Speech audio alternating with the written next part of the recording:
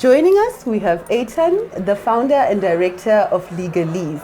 Thank you, Eitan, for joining us. Yes. Can you tell us a bit about your journey, how you got to where you are, and a bit about Legalese? Sure. So I'm a commercial lawyer. I was working in a law firm, wasn't fitting in the traditional legal model, and had this idea to start Legalese, which is a legal practice that caters for tech, creative, and other niche industries. And so the journey was all about trying to take the legal service and make it accessible and affordable for growing companies. And that's the journey we've been on for the last 10 years, figuring out how do we take the things people hate about working with lawyers and make them better, fixed fees, set turnaround times, human service.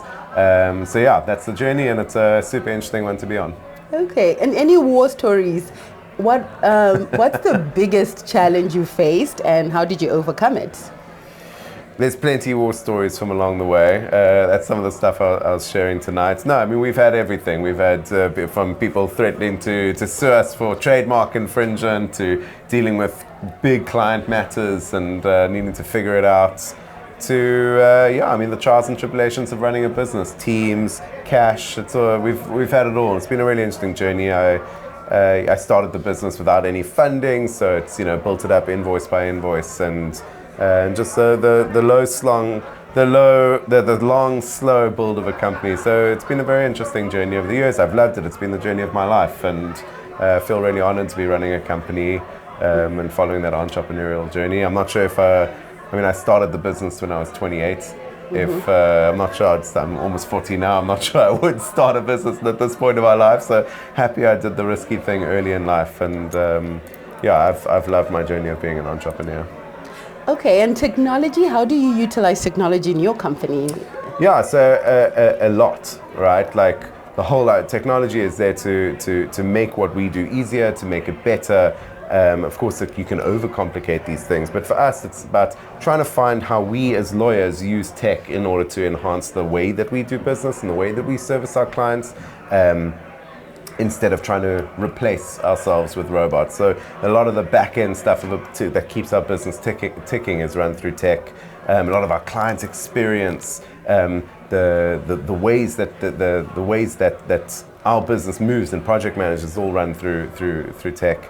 And now we're experimenting with different tech in the legal service. So just the same as accountants have Zero, there's some really interesting new tools out there that can help lawyers, and that's the journey that we're on, trying to experiment, see how do we onboard tech to make lawyers do better legal work for their clients.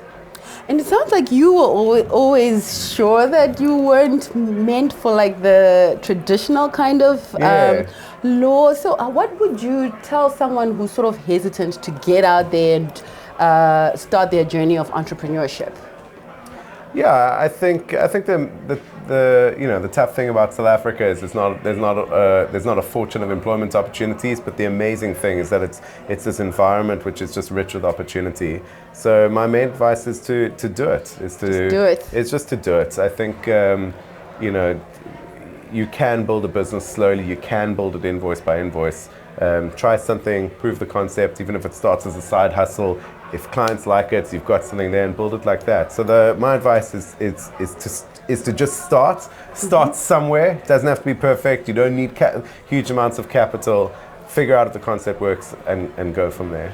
Okay, and with regards to tonight, who was your favorite speaker and why? My favorite speaker tonight, I really like Nicholas. I think it's Nicholas Tida. He's the scale-up coach. I thought his talk was really interesting. I love that thing that he shared around 10% profit margin. 10% profit margin is the new break-even. I think what I take from it is you need to. I think like risk appetite comes. There's been this big move in business of risk it for biscuits and be this big scaling entrepreneur. But I think the idea of thinking about your risk profile, managing a business conservatively in a way that means you're not going to lose your business overnight is really cool. And I'm happy that people are talking about that. And I thought his talk of just highlighting the steps that go into scaling a business was super interesting.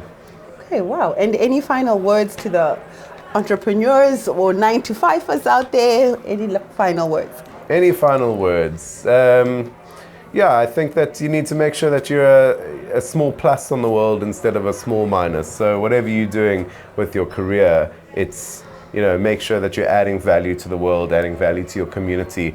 We don't all need to be saving baby dolphins for a living. It would be great if we did, but whatever you do, you need to just be a small plus on the planet and on the world instead of something that drains it. Thank you so much. I'm going to try to be a small plus today. So you'd be a lot more than that. Thank you, Eitan. The OCFO team are definitely a big plus on the community around them, which is cool. Thank you. Thank you so much. It's such a pleasure.